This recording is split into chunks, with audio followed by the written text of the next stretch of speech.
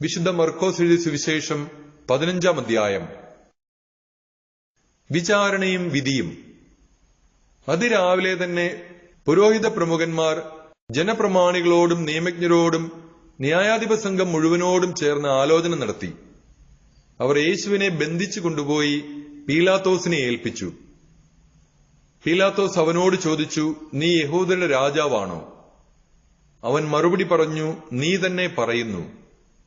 പുരോഹിത പ്രമുഖന്മാർ അവനിൽ പല കുറ്റങ്ങളും ആരോപിച്ചു.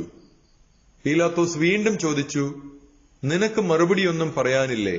നോക്കൂ, എത്ര കുറ്റങ്ങളാണ് അവർ നിന്റെ മേൽ ആരോപിക്കുന്നത്.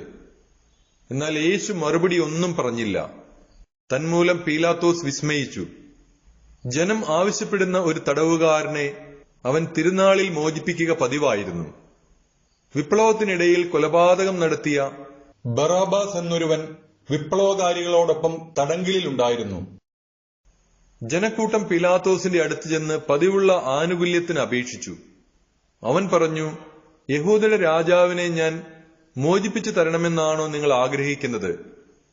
എന്തെന്നാൽ അസൂയ നിമിത്തമാണ് പുരോഹിത പ്രമുഖന്മാർ അവനെ ഏൽപ്പിച്ചു തന്നതെന്ന് അവൻ അറിയാമായിരുന്നു.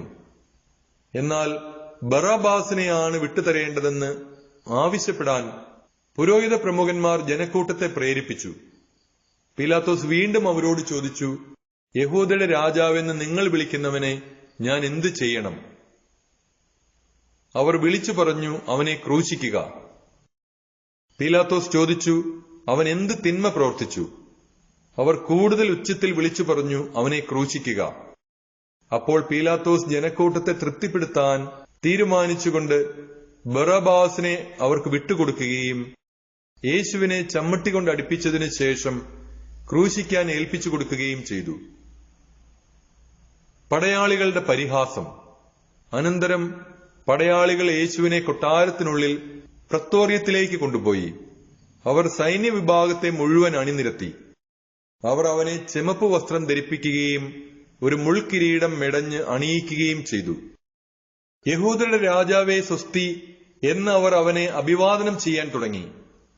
പിന്നീട് ഞാങ്ങണ കൊണ്ട് അവന്റെ ശിരസിൽ അടിക്കുകയും അവന്റെ മേൽ തുപ്പുകയും മുട്ടുകുത്തി അവനെ പ്രണമിക്കുകയും ചെയ്തു. അവനെ പരിഹസിച്ച ശേഷം ചെമപ്പ് വസ്ത്രം അഴിച്ചു മാറ്റി അവന്റെ വസ്ത്രം വീണ്ടും ധരിപ്പിച്ചു. പിന്നീട് അവർ അവനെ കുരിശിൽ തറയ്ക്കാൻ കൊണ്ടുപോയി.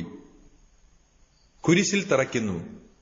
അലക്സാണ്ടറിന്റെയും റൂഫസിന്റെയും പിതാവായ കിറേനാക്കാരൻ ശിമയോൻ നാട്ടിൻപുറത്തുനിന്ന് വന്ന് അതിലെ കടന്നു പോവുകയായിരുന്നു.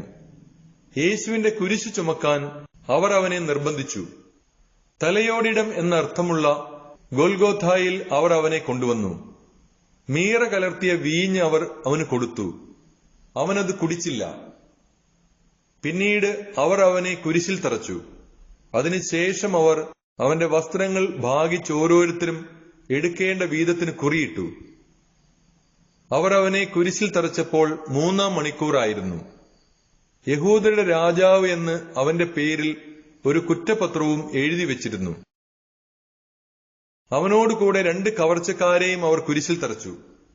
ഒരുവനെ അവന്റെ വലതുവശത്തും അപരനെ ഇടതുവശത്തും. അതിലെ കടന്നുപോയവർ തല കുലുക്കിക്കൊണ്ട് അവനെ ദുഷിച്ചു പറഞ്ഞു, ദേവാലയം നശിപ്പിച്ച് 3 ദിവസം കൊണ്ട് വീണ്ടും പണിയുന്നവനെ, നിന്നെ തന്നെ രക്ഷിക്കുക, കുരിശിൽ നിന്ന് ഇറങ്ങി വരിക. അതുപോലെ തന്നെ പുരോഹിത പ്രമുഖന്മാരും നിയമജ്ഞരും പരിഹാസപൂർവം പരസ്പരം പറഞ്ഞു, ഇവൻ മറ്റുള്ളവരെ രക്ഷിച്ചു, തന്നെ തന്നെ രക്ഷിക്കാൻ ഇവന് സാധിക്കുന്നില്ല. ഞങ്ങൾ കണ്ട് വിശ്വസിക്കുന്നതിനു വേണ്ടി ഇസ്രായേലിന്റെ രാജാവായ ക്രിസ്തു ഇപ്പോൾ കുരിശിൽ നിന്ന് ഇറങ്ങി വരട്ടെ. അവനോടൊപ്പം ക്രൂശിക്കപ്പെട്ടവരും അവനെ പരിഹസിച്ചു. യേശുവിന്റെ മരണം. 6-ാം മണിക്കൂർ മുതൽ 9-ാം മണിക്കൂർ വരെ ഭൂമി മുഴുവൻ അന്ധകാരം വ്യാപിച്ചു. 9-ാം മണിക്കൂറായപ്പോൾ യേശു ഉച്ചത്തിൽ നിലവിളിച്ചു, എലോയ് എലോയ് ലാമ സബക്താനി. അതായത്, എന്റെ ദൈവമേ, എന്റെ ദൈവമേ, നീ എന്നെ ഉപേക്ഷിച്ചത് എന്തുകൊണ്ട്? അടുത്തു നിന്നിരുന്ന ചിലർ അത് കേട്ടു പറഞ്ഞു, ഇതാ അവൻ ഏലിയായെ വിളിക്കുന്നു.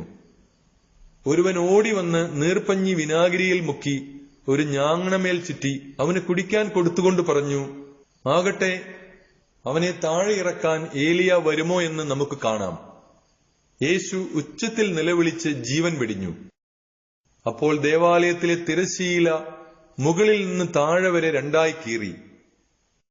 അവന് അഭിമുഖമായി നിന്നിരുന്ന ശതാധിപൻ അവൻ ഇപ്രകാരം മരിച്ചത് കണ്ടു പറഞ്ഞു, സത്യമായും ഈ മനുഷ്യൻ ദൈവപുത്രനായിരുന്നു. ഇതെല്ലാം കണ്ടുകൊണ്ട് ദൂരെ കുറെ സ്ത്രീകളും നിന്നിരുന്നു. മഗ്ദലന മറിയവും യോസയുടെയും ചെറിയ യാക്കോബിന്റെയും അമ്മയായ മറിയവും സലോമിയും അക്കൂട്ടത്തിലുണ്ടായിരുന്നു. യേശു ഗലീലയിലായിരുന്നപ്പോൾ അവനെ അനുഗമിക്കുകയും ശുശ്രൂഷിക്കുകയും ചെയ്തവരാണിവർ. കൂടാതെ അവനോടുകൂടെ ജെറുസലേമിലേക്ക് വന്ന മറ്റ് അനവധി സ്ത്രീകളും അവിടെ ഉണ്ടായിരുന്നു. യേശുവിനെ സംസ്കരിക്കുന്നു. അന്ന് സാബത്തിന് തൊട്ടു മുമ്പുള്ള ഒരുക്ക ദിവസമായിരുന്നു. അതിനാൽ വൈകുന്നേരമായപ്പോൾ അരിമത്തയാക്കാരനായ ജോസഫ് ധൈര്യപൂർവ്വം പീലാത്തോസിനെ സമീപിച്ചു. അവൻ ആലോചനാ സംഘത്തിലെ ബഹുമാന്യനായ ഒരംഗവും ദൈവരാജ്യം പ്രതീക്ഷിച്ചിരുന്നവനുമായിരുന്നു. അവൻ പീലാത്തോസിന്റെ അടുത്തെത്തി യേശുവിന്റെ ശരീരം ചോദിച്ചു. അവൻ മരിച്ചു കഴിഞ്ഞുവോ എന്ന് പീലാത്തോസ് വിസ്മയിച്ചു.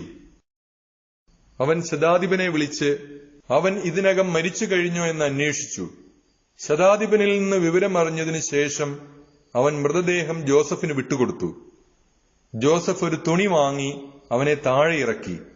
അതിൽ പൊതിഞ്ഞ് പാറയിൽ വെട്ടിയൊരുക്കിയ കല്ലറയിൽ അവനെ സംസ്കരിക്കുകയും കല്ലറയുടെ വാതിൽക്കൽ ഒരു കല്ല് ഉരുട്ടിവെക്കുകയും ചെയ്തു.